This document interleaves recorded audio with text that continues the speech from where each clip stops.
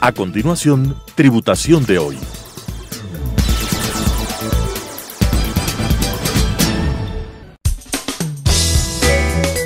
Clasificación A.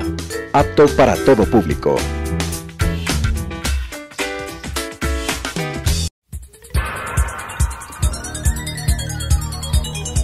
Las opiniones vertidas en este espacio por la producción y dirección del programa son de exclusiva responsabilidad de sus autores y de quienes intervienen en ellos.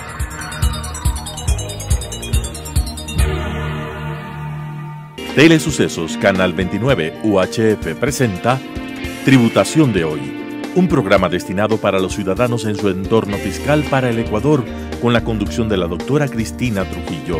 Tributación de hoy.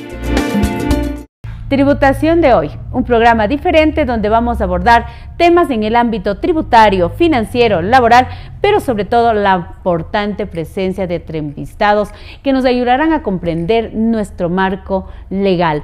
Hoy tenemos un invitado internacional. Estamos con Fernando Peretti, quien nos va a hablar sobre un tema de gran importancia, y tuvimos la oportunidad de ya hacer una entrevista en días pasados en el programa Conversando con Cristina, que nos quedaron muchísimas cosas por hablar con una gran audiencia, más de 1.200 personas conectadas.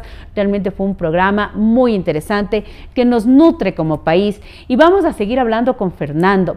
Fernando hoy ya no está en Ecuador, hoy Fernando se encuentra ya en el exterior, prestándose obviamente su contingente laboral, pero queremos, Fernando, invitarte en esta noche de tributación de hoy para que nos hables sobre este tema tan fundamental que es el fraude, cómo prevenirlo, cómo detectarlo, y que la gente se quedó muy enganchada, y vamos a hablar con un experto internacional. ¿Cómo eres tú, Fernando?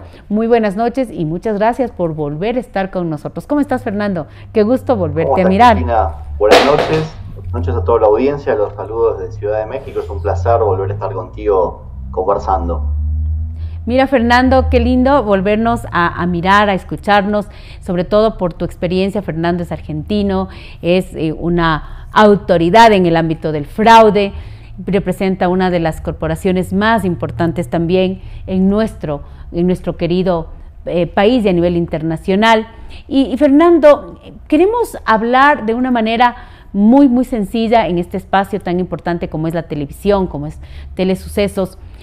Y quisiera que retomemos con un concepto sencillo para todas las personas que en esta noche se están conectando. Rapidísimo, ¿qué es el fraude y por qué es importante prevenirlo? Y obviamente, si ya existe un tema de fraude, ¿qué es lo que tenemos que hacer? Fernando, muy buenas noches y bienvenido, como ya lo dijimos hace un momento. Cuéntanos un poquito para entrar en tema. Gracias, Cristina. Mira, voy a tratar de dar una definición muy sencilla y práctica respecto de qué es el fraude en el contexto laboral. Vamos a hablar de fraude cuando estamos en presencia de una conducta que tiene determinadas características particulares. En principio, es una conducta que ocurre de forma sutil, es una conducta que la persona que la comete busca ocultarla, precisamente porque sabe que lo que está haciendo es un incumplimiento, es una defraudación. Por supuesto que incluye también el hacerse de forma indebida de bienes o derechos que no le pertenecen. Vamos a hablar del fraude en el contexto laboral, por medio del cual una persona, que puede ser tanto empleado como un tercero, trabajando o en el contexto de negocios, de forma indebida se hace de bienes o derechos de la compañía, y lo hace de forma absolutamente pensada, planificada, y con los mecanismos como para poder ocultar esa maniobra. Por eso es tan difícil de detectar el fraude corporativo. Entendemos que hay muchas estadísticas a nivel internacional y todas tienen, de algún modo, comparten esta particularidad, que siempre vamos a hablar de estadísticas respecto de los fraudes detectados, porque hay una gran cantidad de los mismos que ocurren, que trascienden en la organización y que no sabemos qué está pasando hasta el momento que se detectan, con lo cual es un fenómeno que tiene un impacto muy grande en las empresas. Algunas estadísticas internacionales nos hablan de que el 5% de los ingresos de las compañías se pierden por culpa de maniobras relacionadas con fraude. Y en la región estamos, la verdad, que en una situación muy delicada. Tenemos un entorno, y acá voy a hacer un poco una mezcla de dos situaciones que tenemos que atenderlas de forma paralela, que tienen que ver, por supuesto, con el fraude, como veníamos hablando, así como también con los hechos de corrupción, y voy a enmarcar los hechos de corrupción en todo lo relacionado a sobornos a funcionarios públicos, y lo voy a tratar, o voy a mezclar ambos temas, porque la solución para los mismos tiene una base común, que son los programas de integridad, los programas de compliance. En diferentes países se conocen con diferentes nombres, pero sí me gustaría contarles a nivel de estadística que, les decía antes, se conoce que el 5% de los ingresos de las compañías se pierden por culpa del fraude en las corporaciones. Por otro lado, en Latinoamérica estamos en un entorno donde la corrupción abunda. Cuando uno ve los índices de transparencia internacional, puede ver que la percepción de las personas respecto de sus mercados implican, excepto en las excepciones de Uruguay y de Chile, un contexto de corrupción bastante complejo para el desarrollo de los negocios. Por otro lado, empezamos a tener mucha legislación que empieza a regular a la persona jurídica. Y empezamos a salir de los conceptos más clásicos que permitían de algún modo castigar, condenar a las personas que sobornaban funcionarios a través de la figura del cohecho activo y pasivo, y en este momento se empieza a mirar a la persona jurídica como un actor clave, y las leyes empiezan a regular y a sancionar a las personas jurídicas que están involucradas en hechos de corrupción. En la región ya tenemos leyes en Chile, en Brasil, en México, en Colombia, en Perú, en Argentina, en Ecuador, en Costa Rica, en Bolivia. Cada vez más, momento a momento que va pasando, aparecen nuevas regulaciones, y eso implica un escenario de gran cambio para las empresas a nivel regulatorio. Por otro lado, Cristina, te puedo contar que respecto del fraude corporativo, en BDO hicimos una encuesta global y local para Latinoamérica, y nos encontramos con cosas que nos llamaron bastante la atención. En el caso de Latinoamérica, vemos una estadística que nos preocupa bastante. El 81% de las organizaciones que participaron de esta encuesta ignoran el impacto del fraude corporativo en sus organizaciones. Solamente el 19% ha detectado o ha identificado esquemas de fraude durante los años de pandemia, durante los últimos tiempos que hemos vivido tan fuertes cambios. Pero cuando les preguntamos si se consideran que están preparados como para prevenir, detectar y dar respuesta al fraude, solo el 36%, digamos, se siente seguro para decir que sus organizaciones están adecuadamente preparadas para esto. Qué complicado, ¿no? Y esto implica, como vos bien señalás, una situación de altísimo riesgo, porque estamos haciendo negocios en la región, en un entorno donde abunda la corrupción, donde los estándares éticos para hacer negocios son bastante bajos. Sabemos que el fraude está en muy fuerte crecimiento, y por otro lado, organizaciones que todavía no se terminan de adaptar a las transformaciones que implicó la pandemia, donde el foco estuvo muy fuertemente señalado respecto de la transformación digital, y entendemos que eso es lógico porque las compañías estuvieron pensando en cómo transformarse digitalmente para que el negocio siga adelante, lo cual fue fundamental para el desarrollo de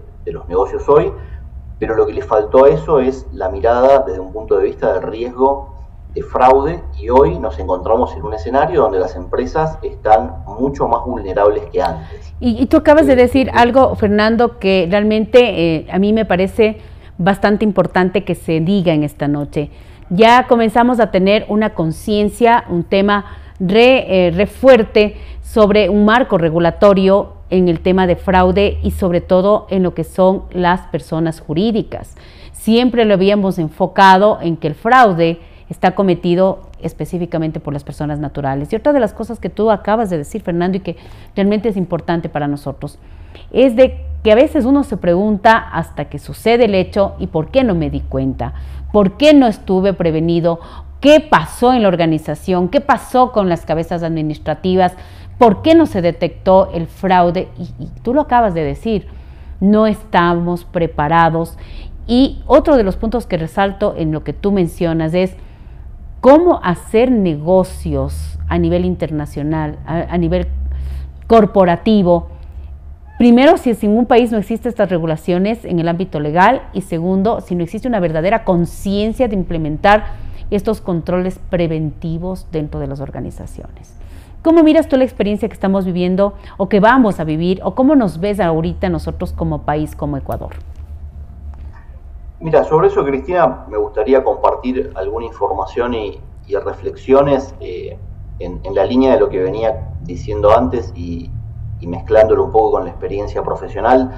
Te puedo decir que me sobra la cantidad de casos en los cuales compañías que sufren hechos graves de fraude a partir de ese hecho toman conciencia del riesgo y a partir de ahí empiezan a trabajar de forma mucho más integral para prevenir, detectar y poder dar una respuesta eficaz al fraude. Pero te diría que es muy común en la región que las compañías empiecen a hacer esto después de haber sufrido un hecho grave. De algún modo, el impacto del fraude... Caer para aprender, es la frase acá, caer para aprender. Te tocó caer, te tocó vivirlo en carne propia como organización y te toca hoy implementar.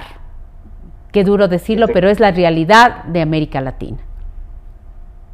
Efectivamente, Cristina, yo lo veo de esa forma y me toca conversar de ese tema con empresas, te diría a diario, y es un tema cultural que tenemos en la región que sigue ocurriendo. A nivel de impacto en sí respecto de las tipologías, lo que hemos visto es que creció muchísimo el fraude basado en breaches de ciberseguridad. Entonces, lo que está pasando ahora es que cerca de un 60% de los hechos de fraude tienen un componente de ciberseguridad presente. Wow. Y esto está muy relacionado con lo que yo decía antes. Nos transformamos digitalmente a pasos acelerados, la pandemia nos obligó a eso, y ahora tenemos que empezar a darle una mirada de seguridad a toda esa transformación digital, y muchas compañías están empezando a tomar conciencia de eso a partir de, como te explicaba antes, haber sufrido casos, que esos casos tienen en muchos casos impactos más que significativos. Pensemos que a nivel estadístico, cerca de la mitad de los casos de fraude tiene un impacto mayor a los $100.000 por caso. Wow. Entonces, qué alto. Estamos hablando de cifras que son realmente significativas, y cuando las empresas empiezan a poner eso sobre la mesa y evalúan el impacto de un caso de fraude versus el impacto de empezar a invertir para tener programas de integridad que les permitan de algún modo navegar esta nueva realidad de forma segura, digamos que la respuesta cae de maduro y de forma muy sencilla empiezan muchas compañías a tomar la decisión de invertir, porque realmente es una inversión a la cual le sacan provecho inmediato, te diría. Y es así, Fernando, porque tú acabas de decir algo interesante. Vamos a tener que tomar muy en cuenta que nuestra realidad después de la pandemia, en esta realidad, yo le digo virtual que nos toca, no va a irse. Vamos a seguir teniendo estos trabajos ya como una herramienta muy normal, incluso hoy, de que las organizaciones van a hacer mucho trabajo virtual. Trabajo, como tú lo acabas de decir, y estamos más expuestos, y tú lo acabas de mencionar y concuerdo perfectamente, muchos más expuestos al tema del fraude, pero tenemos que comenzar a generar estos programas, este tipo de implementaciones como organizaciones, como empresas, porque hay que hacerlos, Fernando, hay que hacerlos. Y ahí viene la pregunta, mi querido Fernando, ¿cómo es dar este primer paso? Soy una mega organización, tengo ya una política, hoy por hoy, ya hablando después de lo que se está viviendo actualmente con la pandemia, y he decidido, Fernando, que definitivamente el 90% de mis operaciones van a ser a través de actividad virtual.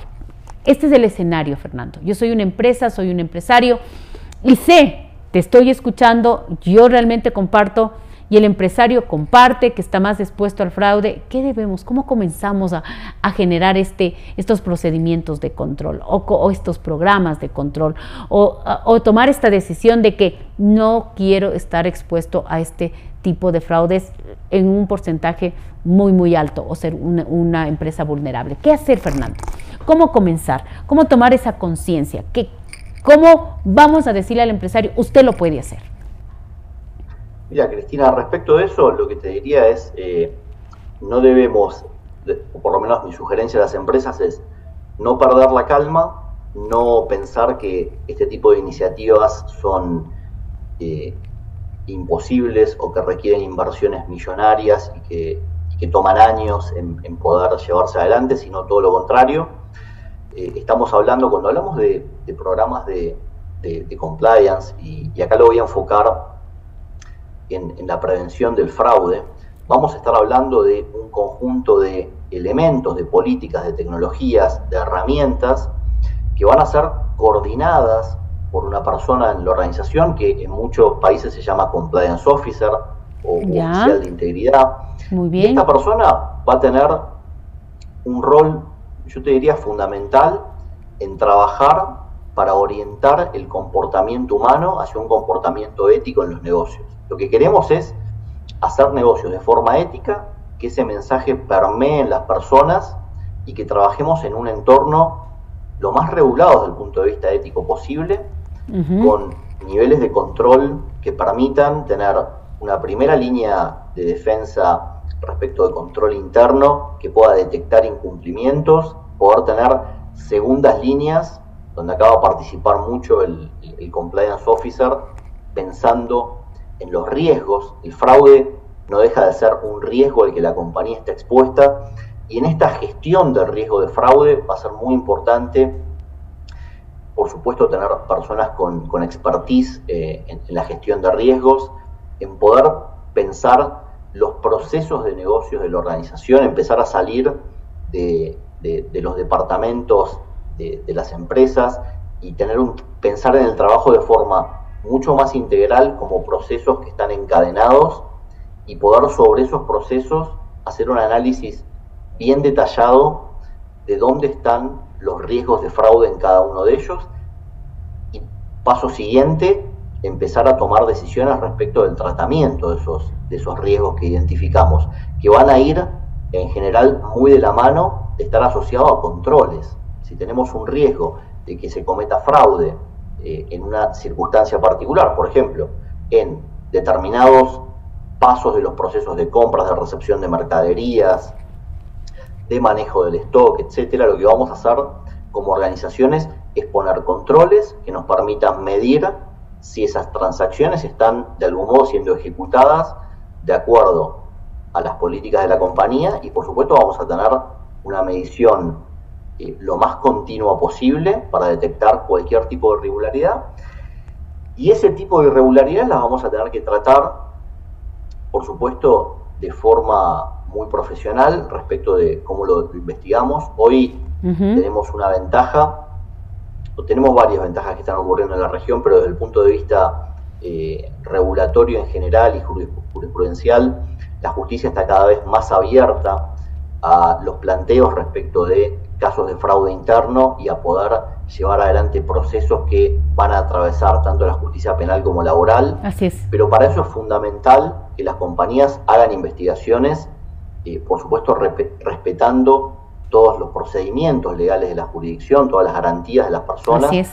Y para esto es clave tener programas de integridad que tengan las políticas adecuadas, por supuesto poder tener una alerta temprana de los hechos, como yo te comentaba antes, a través de controles, pero fundamentalmente, ¿sabes que hay una herramienta, Cristina, que nos permite detectar alrededor del 45% de los casos de fraude que se cometen en el mundo, que son los canales de reporte, las líneas de denuncia?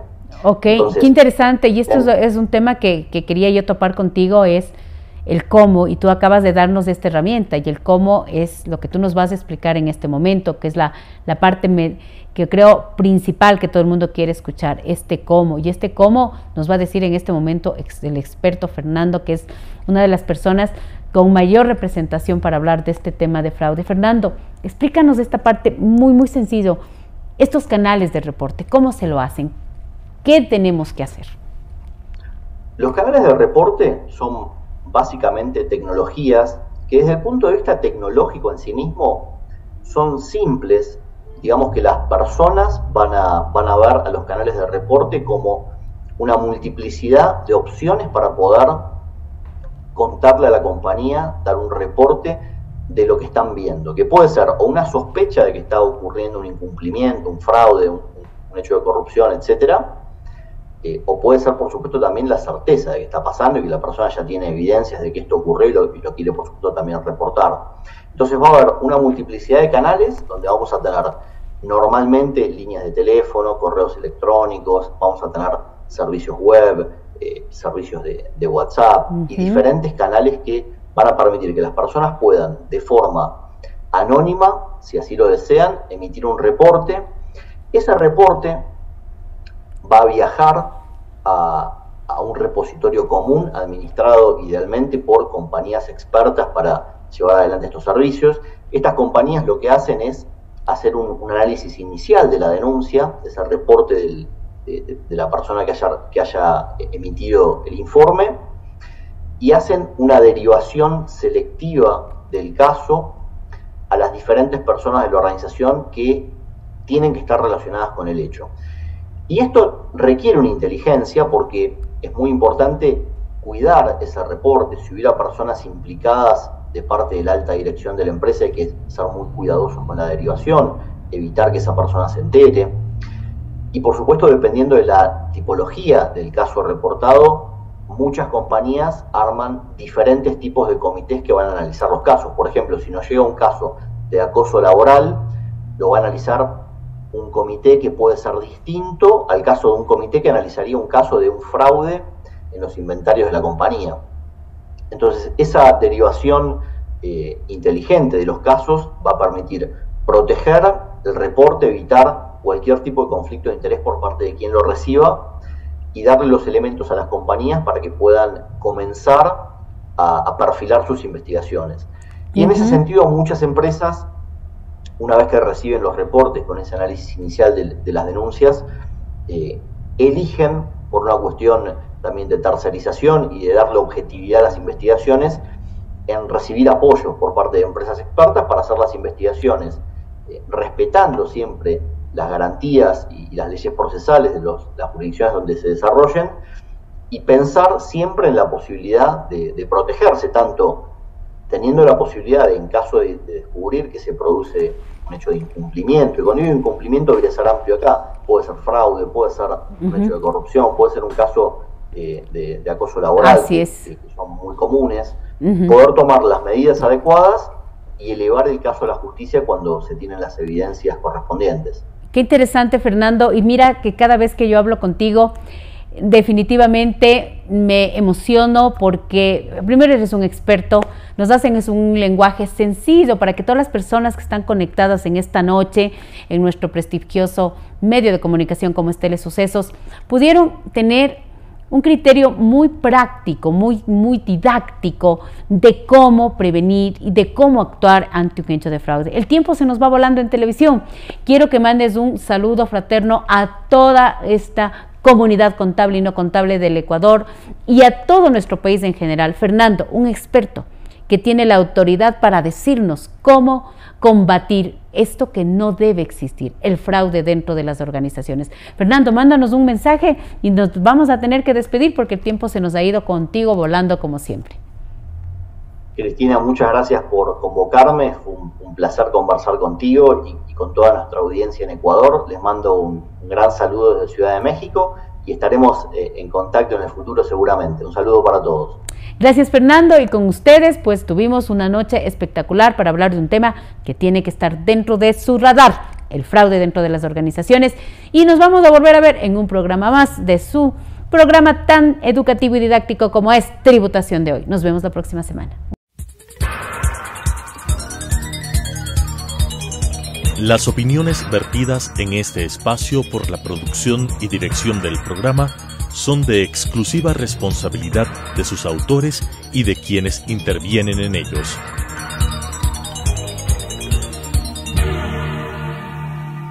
Telesucesos Canal 29 UHF presentó Tributación de Hoy, un programa destinado para los ciudadanos en su entorno fiscal para el Ecuador, con la conducción de la doctora Cristina Trujillo. Tributación de Hoy.